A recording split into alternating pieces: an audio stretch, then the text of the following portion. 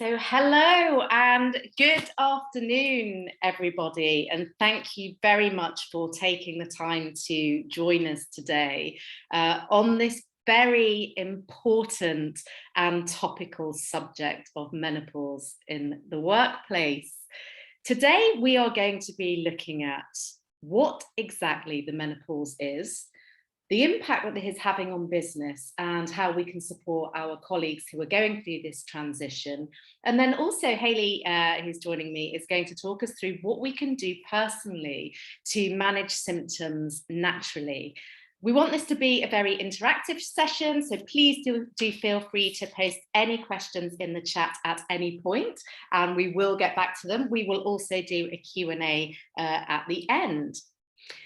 So, for those of you who do not know me, I am Nicola McAdam. I am a certified health coach, a life coach, and the founder of MindVibes. And after suffering from corporate burnout, depression, and multiple addictions, unfortunately, I went on my own personal healing journey and I retrained. And MindVibes was born out of a passion for bringing the tried and tested coping mechanisms, stress management tools, and approach to diet and lifestyle, so I could really bring this to individuals and corporate teams alike. There is a pragmatist side to me, so everything that we teach is evidence-based and scientifically proven. I am joined by my colleague, Hayley. Hi, everyone. Thank you so much for joining us. My name is Hayley Knauer.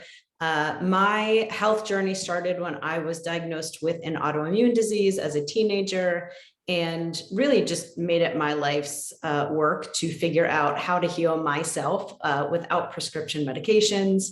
And I've been doing the same for others for about 10 years now. So I am a certified health coach and yoga instructor. And very happy to be here and share these tips with you so that you can share with your employees. Great to have you here, Hayley. Thank you. So we are part of the MindVibes team. MindVibes is a new kind of well-being company, and we drive behavioral change through coaching, interactive teaching, and scientifically proven frameworks. All of our learning is grounded in neuroplasticity, that's the brain's ability to rewire itself, positive psychology, and taking a holistic approach to well-being and leadership. And what I mean when I say taking a holistic approach is that we look at the person as a whole, because everything from the food and drink that you consume to your diet, your exercise patterns, the thoughts that you have, the behaviors that you exhibit, the relationships that you find yourself in, both personally and professionally, all have a huge impact on your well-being. Your spirituality, if that's your thing, comes into it as well. So we look at literally everything, and diet and nutrition is a very big part of what we do. So this is how we work. Kind of just a real snapshot here. We offer strategic well-being talks for leadership, and we help companies to embed their global well-being programs. We offer online interactive well-being programs for teams. And then we have the MindVibes coaching clinic, whereby we offer one-to-one well-being sessions for individuals at all levels of the organization. So we are going to start today by looking at what exactly the menopause is. So it's officially defined as 12 consecutive months without a period. And everything before that is considered perimenopause. So it's the transitional phase before you get to period stopping, basically.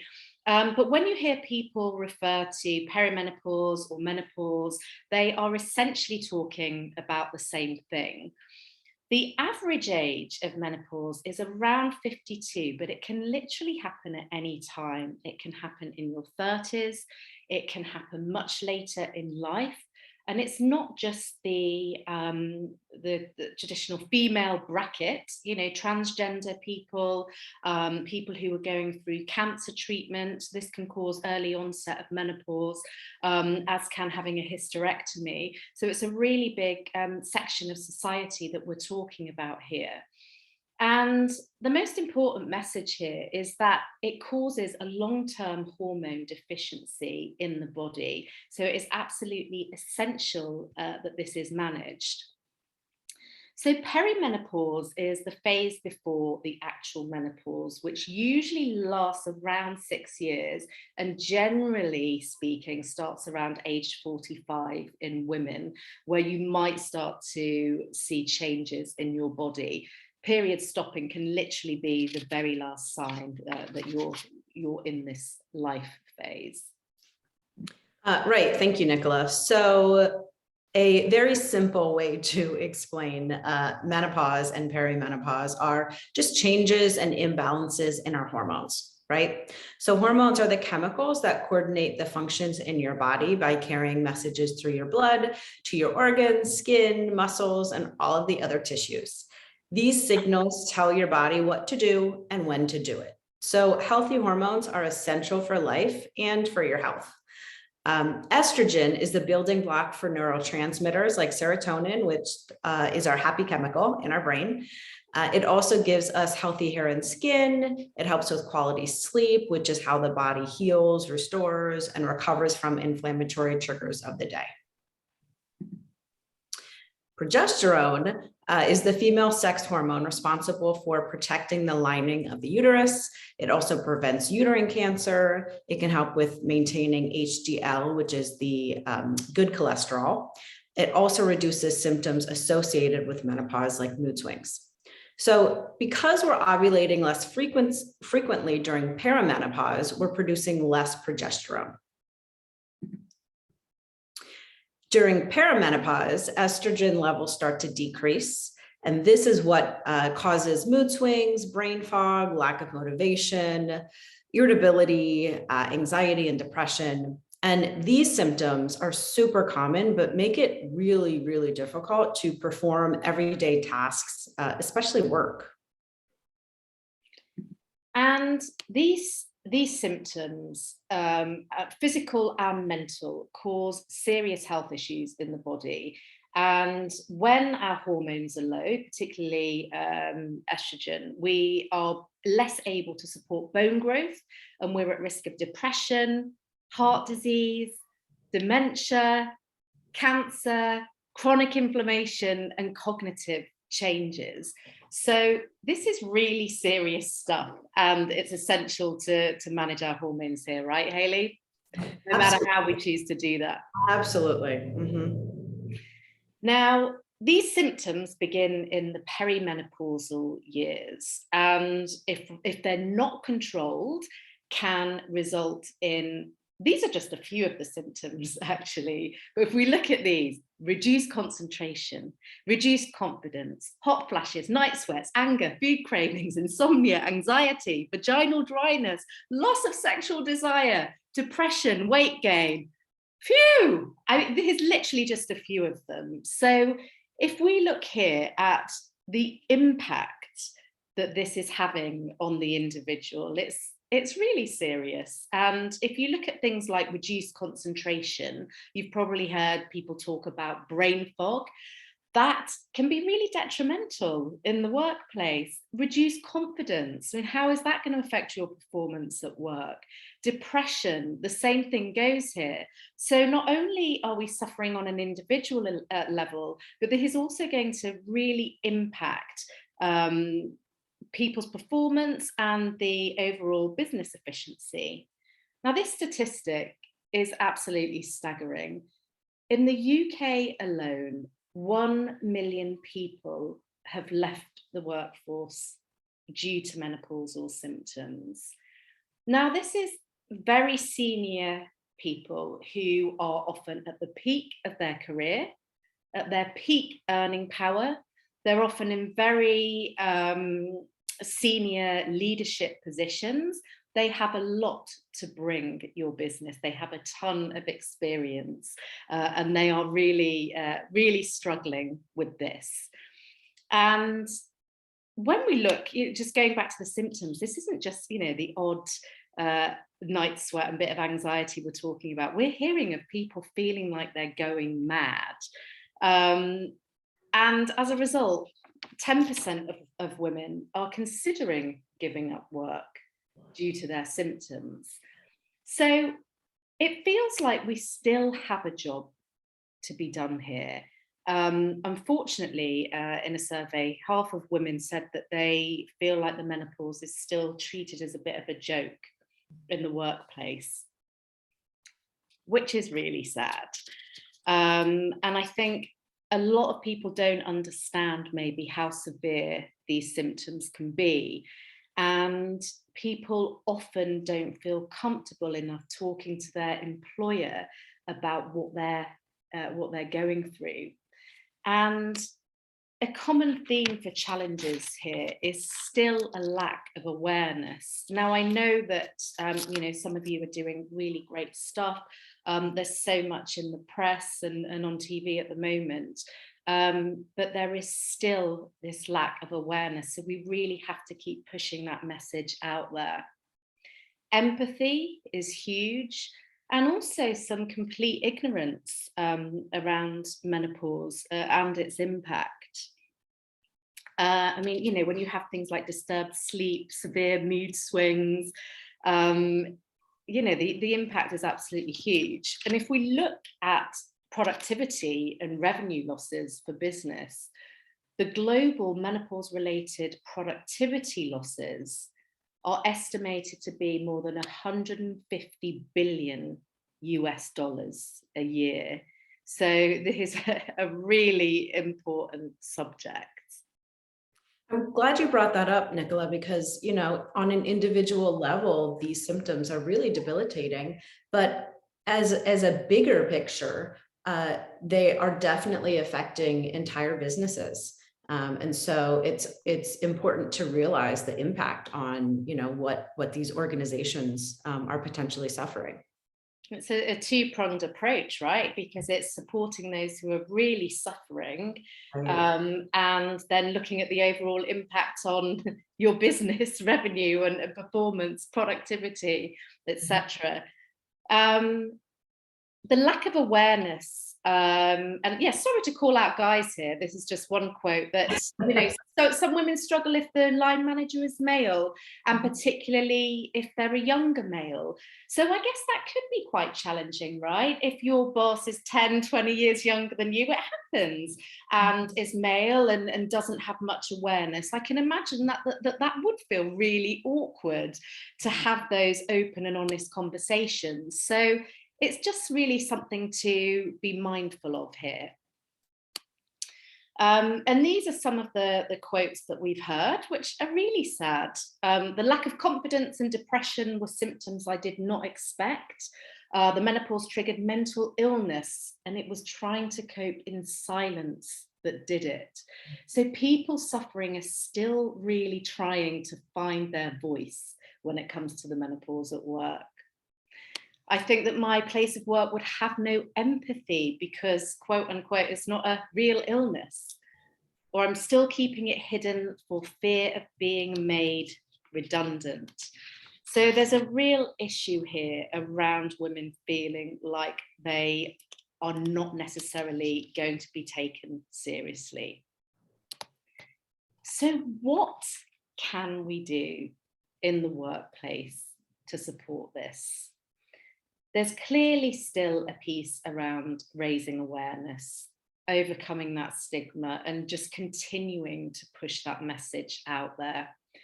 A lot of companies are embedding a menopause policy, which is absolutely fantastic.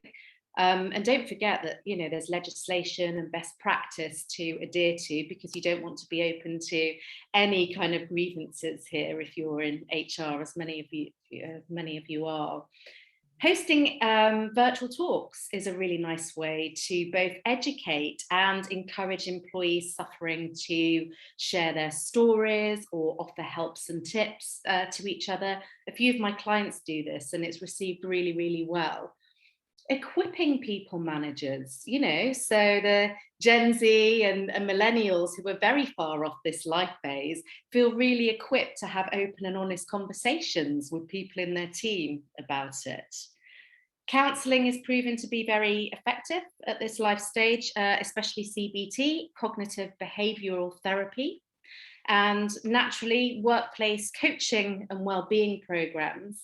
So our MindVibes drop-in coaching clinic is working really well, where you can just drop in for an hour-long Zoom clinic, and we offer a non-judgmental and safe space to talk. So me and Hayley and the other coaches are doing a lot of this. It's being very well received, with people feeling incredibly supported, knowing that they can just come and chat to a third party about their physical and mental feelings and symptoms, so we can support them on their well-being journey. And offering flexible working in a pandemic age, I think we're all pretty much doing this, but I think really continuing to do this.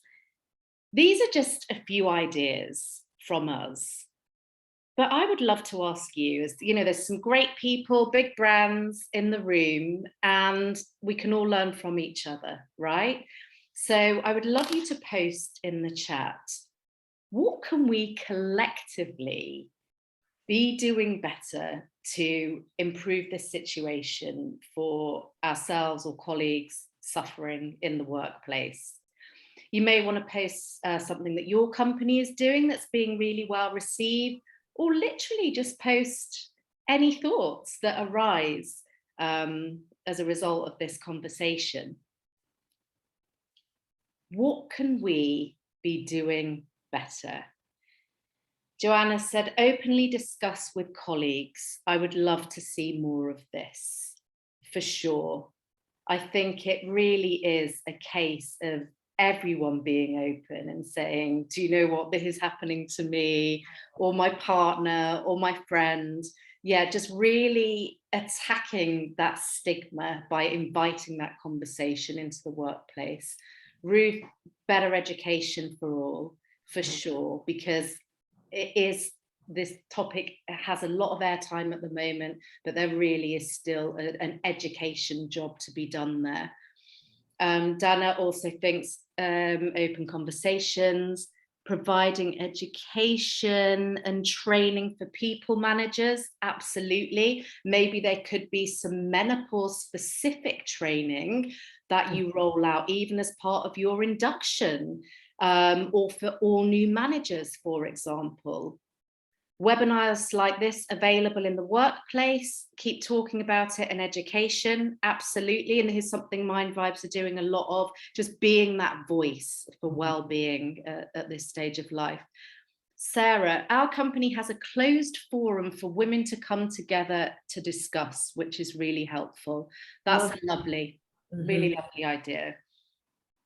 I saw someone mention, one of the purposes to promote these open talks and education is to eliminate stigma, which I think is so important. For some reason, menopause has this stigma around it, and it shouldn't. Like we talked about, it's not only affecting individuals, it's really affecting everyone. And so I think the more that we're able to provide talks and webinars and education and just, make it something normal, which it absolutely totally is, I think people will feel that they are definitely not alone, and they're able to talk about it, which is just so important. For sure. And I think it's always had that stigma, hasn't it? It's like, oh, the menopausal, really old, she's having night sweat, she's going to lose her husband, he's going to run off with a younger model. It's really bizarre. Yeah, I mean, yeah. What else have we got here?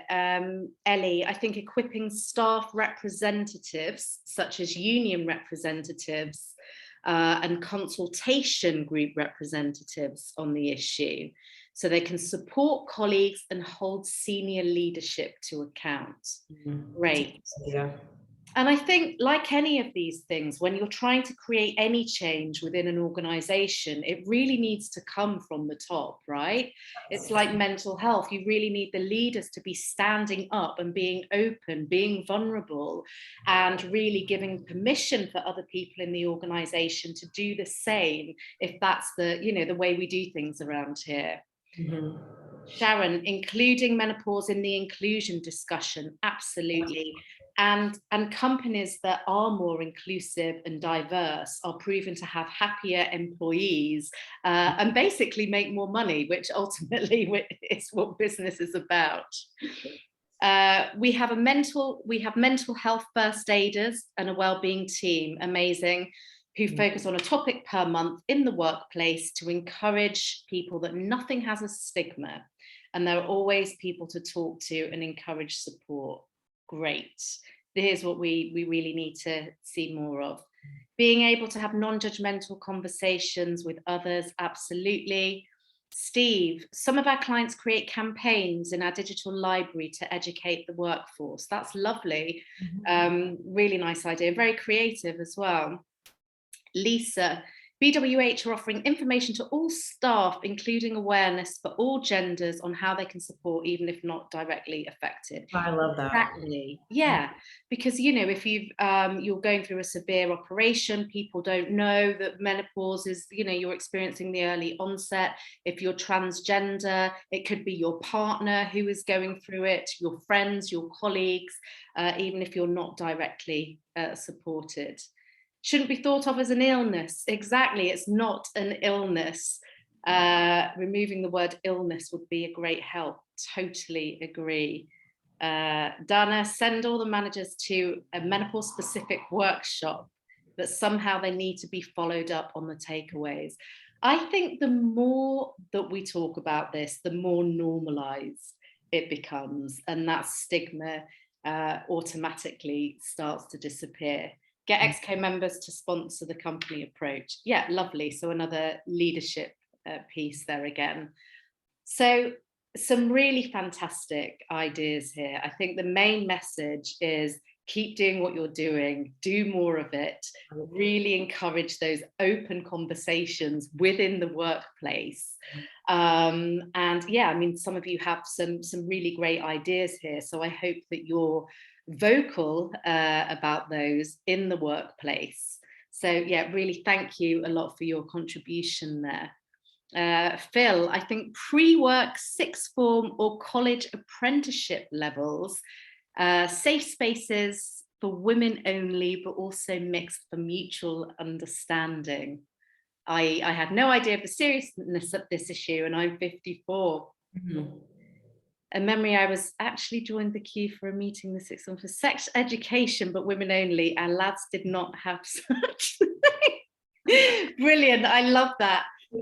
Thank you, Phil. Yeah, I mean, yeah, just starting early, right? Apprenticeship levels, really, really, yeah, brilliant. Thank you.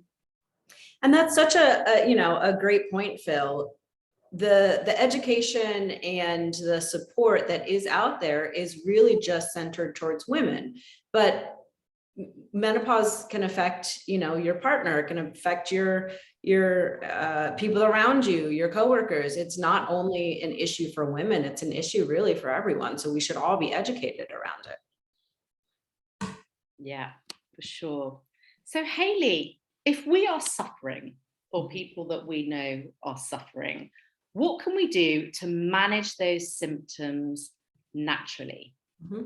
So there's actually a lot that we can do. So in addition to providing the support in the workplace, if you individually, or if you know somebody that is going through menopause or perimenopause, focusing on diet, movement, sleep, and stress really can make a huge difference. It's the little things that we do every day that will be helpful, and they can reduce even debilitating symptoms. So it's important to know that there's a lot that we can do just personally that can help. So our lifestyles can drastically even improve or impair hormone balance. Things we don't even really think about, like toxins in beauty and household products. These can contain endocrine disruptors, which are hormone disruptors, and can contribute to imbalanced hormones. With some knowledge of beneficial nutrition, stress management, good sleep, also optimizing detox pathways so that we can eliminate the toxins that have built up in our systems, they can all improve our symptoms. So lifestyle and stress. I think we tend to look towards food to really help us with our symptoms, which, you know, as a nutritionist, I'm all about that. Food is so important. But I think lifestyle and stress are also just as important and not really thought of to be so. So things like consistent, even low-level stress, overwhelming to-do list that you never really feel like you have a handle on, having a type A perfectionist personality, or even working from an empty cup, all contribute to inflammation. So doing some things like incorporating daily breathing techniques, meditation, even gratitude journaling can all help to activate our parasympathetic nervous system. So that's what's responsible for the rest and digest nervous system. And it actually helps to reduce overall inflammation, which then reduces symptoms. Toxins. So this is a sneaky source of hormone disruptors. So what we put on our body is just important as what we put in our body. So our beauty products can contain so many chemicals that can disrupt our hormones. It also affects men. So sperm quality is actually reducing significantly. So, you know, being careful and being aware of what to look for in the products that you're putting on your body. And also what you're using to clean your home. So, you know, these are often really, really big sources of chemicals that we are getting on our skin, breathing in, and being aware that it is important to look for clean and organic beauty and cleaning products for you and your family. Also thinking about switching to glass water bottles instead of plastic water bottles. So a lot of workplaces will have the big water jugs, which are in plastic. So if possible, switch to a brand that has glass. If you're carrying around a water bottle, which is an excellent idea, just switch to a glass one. Plastic contains BPA, which is a hormone disruptor and can contribute to imbalance. So now diet, which is a subject very close to my heart. Our body regenerates using the food that we feed ourselves. So we literally are what we eat. It's not just a saying, it's true. So you can be made of Doritos or you can be made of vegetables. It's kind of like, what do you prefer? But conventional meats, fruits, vegetables are all sprayed with toxins. Or fed antibiotics that then we ingest and our liver has to work to eliminate. So this toxin buildup can cause stress on your liver. It can result in non-alcoholic fatty liver syndrome. So it's really important to look for organic produce, grass-fed meats and dairy as often as possible to take the stress off of your liver. Make sure to eat a diet that is non-processed. So food that doesn't even need a nutrition label. Broccoli, we know what it is. We don't need to, you know, have that nutrition label on it. If you're eating things from a box that have been produced in a lab, your body doesn't recognize it and can't break it down as efficiently. It also just doesn't contain the vitamins and minerals and nutrients that we really need. So eating a non-processed diet, making sure that your diet is rich in omega fatty acids, that will help your body to absorb the vitamin and minerals from your food, making sure that you're actually getting all the good nutrients that you're eating. So omega-3 fatty acids are anti-inflammatory. This is what you'll find in fatty fish like salmon and sardines. Add olive oil, nuts, avocado to your meals. This will not only help with that absorption of vitamins, but also can help with menopause symptoms like brain fog and energy. Your gut needs fiber to feed that good bacteria. So an easy way to make sure that you're getting enough fiber is to make sure that you're getting a varied diet in colors.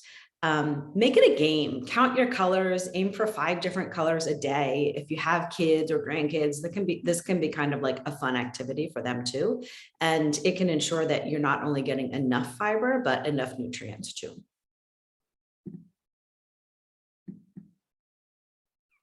Thank you, Hayley. Some really great tips there. And there really is just so much that we can be doing that is a lot more simple than we anticipate.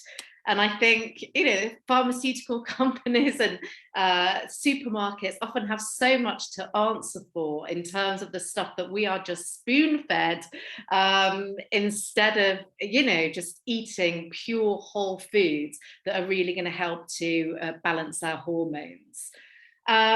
Wellbeing programs are absolutely key. And I'm not talking about a couple of yoga classes a week. I'm talking about very well executed wellness programs that can give you a return on investment of up to 300%. They can reduce your healthcare costs, boost productivity, increase your revenue, and ultimately increase retention. As I mentioned, MindVibes offer a weekly wellbeing clinic across Zoom, which is a confidential, non-judgmental space to talk. And our coaches work as an extension of your HR team. So please do get in touch if any of this is of interest, and we can arrange a call to talk further.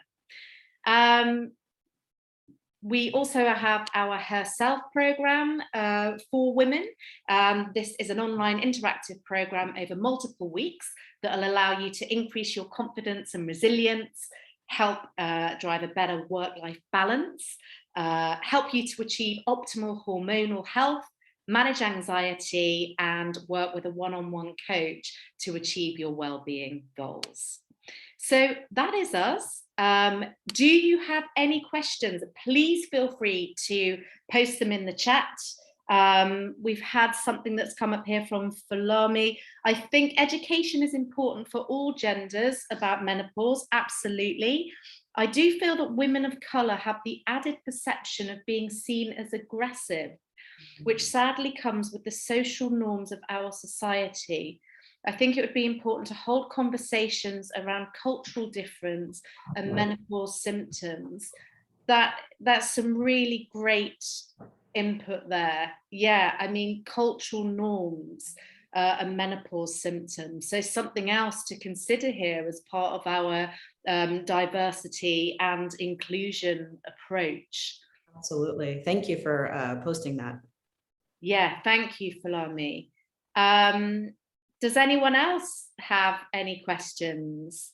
If someone's messaging me directly, Jane, what about the impact of alcohol on menopause? Well, what are your thoughts on that, Hayley? I was going to ask if you wanted me to take that. Unfortunately, there's no black and white or easy answer to the question about, how does alcohol play into menopause symptoms? I will say that it doesn't help. So it definitely is not something that you want to look to reduce symptoms. But, I do believe in moderation. There are actually, better types of alcohol and worse types of alcohol. So getting a little bit of education on maybe the better types or reducing alcohol intake. You don't have to cut out alcohol completely, but definitely not something that you probably want to do daily. And also having too much of it can impact on the liver, and the liver needs to break down estrogen, right? To metabolize it. So you really don't want to be messing with your liver at this time of life. So yeah, great question. I mean, because I think most people love to unwind after work with a nice glass of wine. So something to bear in mind, to just limit alcohol, caffeine, sugar, all of those stimulants. Any other questions in the room?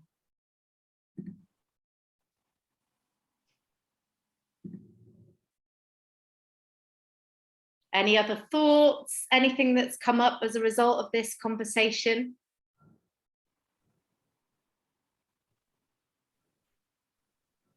Well, Well, thank you very much for your input and really great ideas that you've shared around menopause in the workplace. So I think we'll wrap up now if there are no more questions.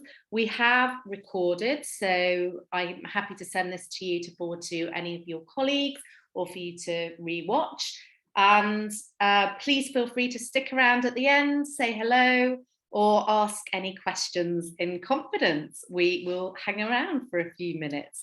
But thank you very much for your time today. It was great to have you here. Thank you, very helpful. Such an interesting subject. Yes, indeed. Falami, I've recently decided to work on adding my mental health certificate to help people look further into menopause in the workplace. I love that. Sorry?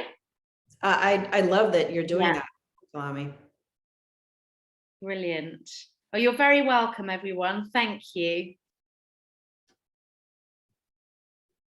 Thank you, everyone. Have a great afternoon. You're very welcome, Gary. Good to have you here. Thank you, Tamara.